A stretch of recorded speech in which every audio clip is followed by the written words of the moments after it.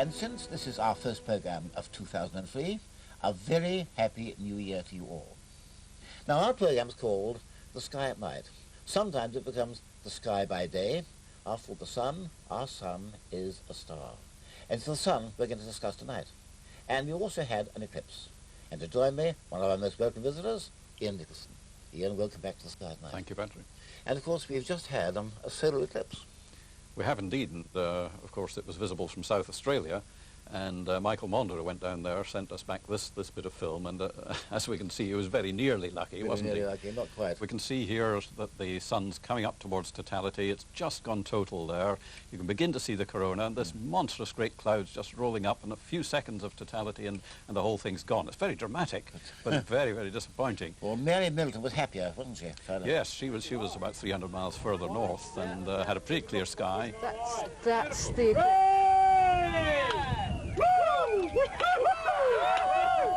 So you can see the whole of the corona here in this rather nice long shot, and that was obviously the place to be, but it is just so much a matter of luck, but a very nice corona shot there. Well, next totality here in England is going to be a 2090. We won't do that one, I'm afraid. I fear not. I fear not. Anyhow, now, let's deal with the sun itself. A star, 93 million miles away, big enough to contain a million Earths and still leave room to spare. Iain, you're a solar expert. First of all, then, a few basic facts. Well, as you said, it's a huge body. It's well over 100 times the size of the Earth. As you say, you could pack a million Earths inside with room to spare. But the important thing is that it's a star, a very typical star as far as we know. And as such, it's basically a globe of gas, hydrogen and helium, which is incandescent, giving out its own heat, light and energy. At its surface, it's about 6,000 degrees or slightly under. But if we could burrow down into the center of the sun, we'd find the temperature there is about 15 million degrees. That's quite hot. That's pretty hot, and that's where nuclear reactions occur under these conditions, where matter's packed together, particles are colliding energetically, and what happens is that nuclei of hydrogen atoms are colliding so violently that they fuse together to make nuclei of the next element, helium. And of course the sun's losing weight as it does so. That's right. Each one of these reactions, a tiny amount of matter is destroyed. And as Einstein showed, you can get a huge amount of energy out of destroying quite a modest amount of matter. But even so, to keep the sun shining at its present rate, it has to effectively destroy more than 4 million tons of matter every second. Well, that's quite a lot, isn't it? It's a lot by our terms, but of course the sun, we believe, has been shining for nearly 5,000 million years, and we think it's got enough fuel to keep it going for at least another 5,000 million years, so there's no cause for alarm yet. Now, what happens to all this energy then? Well, the energy is created deep inside the sun. If we have a look inside the sun, we see there's a central core. That's where all the energy production is taking place. And then that energy makes its way out in the form of photons, little bits of light energy and X-rays and gamma rays, and they bounce their way out towards the surface. And about 70% of the way to the surface, they come into a region called the convective zone. And that's where columns of hot gas rise from deep down up to the surface of the sun, give out their heat, sink to get heated again, and it's churning over and over like that all the time. So the energy comes out from a very thin layer, the visible surface of the sun, which we call the photosphere, and then it makes its way out through the atmosphere of the sun, which is more or less transparent. And the atmosphere of the sun consists of two layers, the lower layer called the chromosphere, and then the much more extensive outer layer called the corona. Which you see with the naked eye during the eclipse only. That's right. I mean, during normal daytime conditions, the background sky is so bright that there's no chance of being able to see the corona or the chromosphere. And the corona is at a strangely high temperature. Yes, it's very, very odd. The temperature of the corona is about 5 million degrees, and this is not really what you expect. The temperature, as you go out from the photosphere, the visible surface, drops down from about 6,000 degrees to about 4,000 degrees in the first few thousand kilometers, and then it suddenly shoots up to between 1 and 5 million degrees. So the corona has a very high temperature, but of course it's extremely tenuous. In fact, the total amount of heat it contains is quite modest compared to the amount that's contained in the much denser but cooler photosphere. Yeah, temperature and heat are not quite the same thing. Exactly, that's right. When we're talking about temperature of the corona, we're really talking about the energies of the electrons and the protons, the particles that are zipping around in the corona. They're rushing around at very high speed. Therefore, we say it's got a high temperature, but because the corona is so tenuous, the actual amount of heat it contains is an awful lot less than the amount of heat energy contained in the much cooler visible photosphere. I think one point we must make again here, we've made it before many times, one thing no one must do, to look straight at the sun through any telescope or binoculars, even with a dark filter. You will focus all the heat onto your eye and blind yourself. And that has happened. The only sensible way is to use your telescope as a projector. But these dark filters are simply not safe. When you project the sun's image, you'll see the photosphere, and also you'll see any sunspot that may be around. Yes, sunspots are interesting. They appear as dark patches on the face of the sun, but they're actually regions which are just a bit cooler than the rest of the visible surface or photosphere. It's at about 6,000 degrees. The centre of a sunspot, which is called the umbra, is down about 4,000 degrees. And because it's cooler, it doesn't give off as much light. And so it just appears dark by contrast with its surroundings. And if you had a sunspot in isolation, it would actually be quite a bright thing. It would indeed. But of course, sunspots tend to occur in pairs or groups. And they are really regions of concentrated magnetic fields, magnetic forces. And the magnetic field of a pair of sunspots is almost as if there was a bar magnet embedded under the sun with its north pole and its south pole. And one spot corresponds to the north pole of the magnet and the other to the south pole. And what we have is underneath the surface of the sun, the motions of the gases push magnetic field lines together and concentrate them into tubes. And eventually a tube floats up through the surface of the sun, and where it bursts through the sun, you get a sunspot of one polarity, where the field lines are coming out, and where it loops back into the sun again, you get the other neighbour sunspot with the opposite polarity. So it's this movement of tubes of magnetic flux through the surface that creates the sunspot pairs and groups. How do we know the magnetic fields are there? Well, what we can do is look very carefully at the lines in the spectrum, and that tells us the strength of the magnetic field. And then solar physicists can produce maps called magnetograms, which show the whole face of the sun and show where the magnetic fields are concentrated. So where the field lines are coming out, like the north polarity of the spots, you see a bright patch, and where they're going back in, that shows up as a dark patch. And you can see quite clearly on these images the alternating bright and dark patches which correspond to the different polarities within the sunspot pairs and groups. So again, if we compare that image, which was taken on the day of the eclipse back in the 4th of December last year, you can see a visual white light view that shows the actual sunspots. And I think you can see quite clearly that the positions of the spots correspond quite naturally to where the concentrated magnetic fields are located. We can study the chromosphere at any time without waiting for an eclipse. Indeed we can, by carefully selecting one particular wavelength of light that, say, hydrogen gas emits. It emits red light called hydrogen alpha.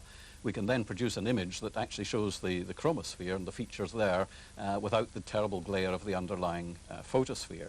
And when we do that, we can see round the edge little bright features sticking up, which are called prominences.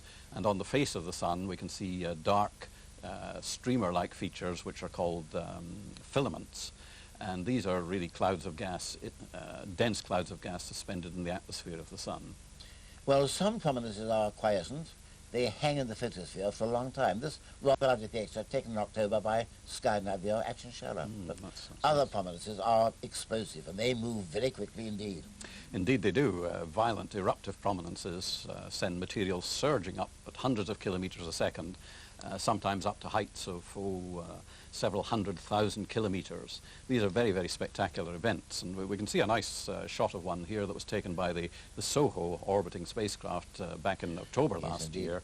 And we can see how that's surging out from the surface of the sun, and this rather nice still image shows a superimposed image of the Earth. It was added later, but it gives you an idea of the scale of these things. They're absolutely huge and dramatic, yes. Then of course we have flares. Indeed. I mean, flares are the most violent, or some of the most violent events in the sun.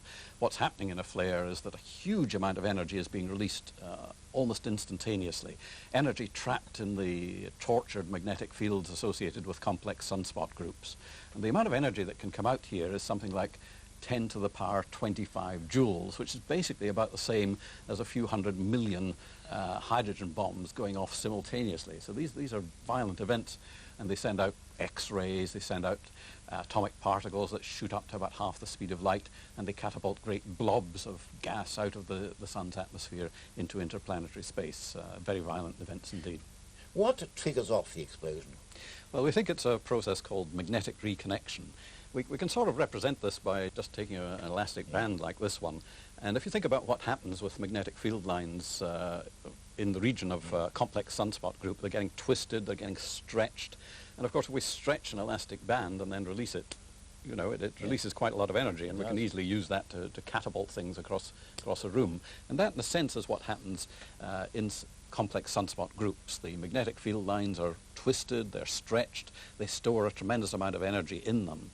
And then what we find is if in the atmosphere of the sun, just above the sun's surface, if field lines going in opposite directions are brought together or pushed together by the flow of material, where they touch, they reconnect, they snap into a different configuration. A tremendous amount of energy is released at that point, and that heats the gas to millions or tens of millions of degrees and causes it to give out X-rays. It accelerates atomic particles to up to anything about half the speed of light. And it also literally acts like a catapult to throw material out of the sun's atmosphere and into interplanetary space. Coronal mass ejections. Well, indeed, coronal mass ejections. I mean, magnetic fields are really responsible for all kinds of the sun's activity. And certainly, perhaps the grandest on the grand scale are these things called coronal mass ejections, where again, a complex, twisted magnetic field is triggering off the catapulting of a huge loop of material out into interplanetary space. We see a rather nice one, which took place back in October of last year and was imaged by the SOHO spacecraft. This one looks like a sort of giant keyhole. And then the following day there was another one, which is rather nice because it's got all this kind of twisted corkscrew appearance to it, which is just what you expect with complex, twisted magnetic fields catapulting these things out into space, and blobs of magnetic field going out with it. So these are huge disturbances going out through interplanetary space. Well, those are really amazing pictures. But after all, the sun is sending out particles all the time and making what we call the solar wind. That's right. The corona is very hot, and much of it is trapped, if you like, by these closed magnetic fields that go out from the sun and back in. They prevent gas escaping.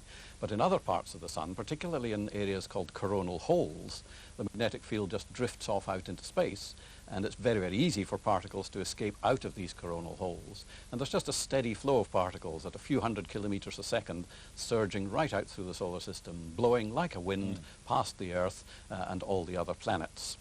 So the solar wind is surrounding us all the time. It does tend to be rather gusty. Well, that's right. Especially when you get major things like coronal mass ejections or flares, they send a great disturbance through the interplanetary gas, and that impinges, collides with the Earth's magnetosphere and squeezes the Earth's magnetosphere in on one side, draws it out into a long tail on the other, and causes the whole thing to shimmer and shake. And that makes particles, atomic particles, spiral down into the upper atmosphere of the Earth in the polar regions, north and south magnetic polar regions, and where these things interact with the atmosphere, they cause atoms of the atmosphere to glow and to give out these wonderful streaming curtains of light that we call the aurora. So there's a direct connection there between things happening on the sun and things that we can see in our upper atmosphere. We don't get too many of these down here, but go to North Norway, you see them on most nights. That's absolutely right. I mean, most of the aurora tend to occur in a sort of ring around the polar regions, but when there's a really major burst of particles surging out from the sun, that ring expands, so it moves down closer to the equator, and it allows us to see this phenomena occasionally from the south of England or even down as far as the Mediterranean. We've got to remember, too, that the sun is in some ways a variable star. It has a cycle of activity with a rough period of 11 years. Maximum, many sunspots, many flares, then dies down to minimum. Well, the last maximum was at the end of 2001, so we're now coming down towards minimum. That's right. The activity cycle builds up over a period of about, say, about 5 or 6 years to a maximum, and the most obvious symptom of that is the number of sunspots. At the peak of solar activity, the sun is almost littered with sunspots and sunspot groups, as we can see here, and the sunspots tend to be concentrated in two bands, one on either side of the equator. But at sunspot minimum, which tends to occur about 6, maybe 7 years after the maximum of activity, you might go for days or even weeks on end without seeing a sunspot at all. But that's evidence, if you like, of an underlying shift in the way magnetic fields are concentrated in the sun. A magnetogram taken at sunspot maximum, you can clearly see these areas where the magnetic field is concentrated either side of the equator. A magnetogram at solar minimum, there's no real hint of that kind of pattern at all. So the changing number of sunspots reflects an underlying shift in the way magnetic fields are concentrated, and that impinges as well on the number of flares that occur, the number of coronal mass ejections, and indeed the extent to which the corona itself The appearance of the corona is much more symmetrical around the sun at the time of maximum, and it's much more diffuse with streamers going out at the equator at the time of minimum. The last eclipse, the one we didn't see from here, the one that Michael Maunder nearly saw, that was intermediate, wasn't it? Yes, this particular solar cycle, if we look at the sunspot numbers, it reached a peak in March 2000, and then unusually it dipped down and then picked up again a little bit towards the end of 2001, but it's certainly beginning to drop down now. And if we look at an ordinary white light image of the sun, we can see that there was a moderate level of sunspot activity, but we're still nearer to the maximum of the cycle than the minimum, and so we really would have expected the corona to be fairly conspicuous and relatively symmetrical around the sun, and by and large I think it was. If we look at these images, these rather nice composite images, which were taken again by the orbiting SOHO spacecraft, you can see in the center of the image the concentrated regions in the corona across the face of the sun, and superimposed around that you can see the view of the corona as it was seen from the ground, and then superimposed beyond that again there's an image taken by the LASCO, the coronagraph, which produces artificial eclipses on the SOHO spacecraft, and you can see the much more extended corona well beyond what you could see on the ground. And it certainly looks slightly more like a maximum corona than a minimum one. Yes, but and up at the top of the image there you can see one of these coronal holes, yes, and you can see that the corona is quite depleted above that coronal hole. We saw nothing at all here, but at least on May the 31st we do have an annular eclipse, because after all the moon is then at its furthest from the Earth, it lines up and can't quite cover the sun. Therefore a ring of sunlight left showing around the moon, that's an annulus ring, and you can't see the corona. That's right, yes, it's an unusual sort of phenomenon. Yes. In fact, you've got a rather nice picture of the thing here. This was a few years a previous annular eclipse. Now, the same sort of thing should be happening on the 31st of May this year, but it's only going to be visible from the very far north and northwest corner of mainland Scotland, or indeed from parts of Greenland or Iceland, yes, the Isle of Lewis and the Faroes, the Orkneys and the Shetlands. So that's the area to go. But of course the problem is that it's very, very immediately after sunrise. It's very early in the morning. The sun's very, very low. And, well, whether the clouds will allow us to see it or not, I don't know. I don't know. We'll certainly go and have a try. So let's hope for a clear sky. Indeed. Iain, thank you very much. Thank you. Don't forget, it's newsletter time. If you want your newsletter, then send your stamped address envelope to newsletter number 88, room 5350, BBC White City, London, W4 70S. Also, don't forget our website, www.bbc.co.uk/space, and CFAX page 620. And when I come back next month, I'll be joined by the great astronomical artist, David Hardy. We'll be talking about art and space. So until then, good night.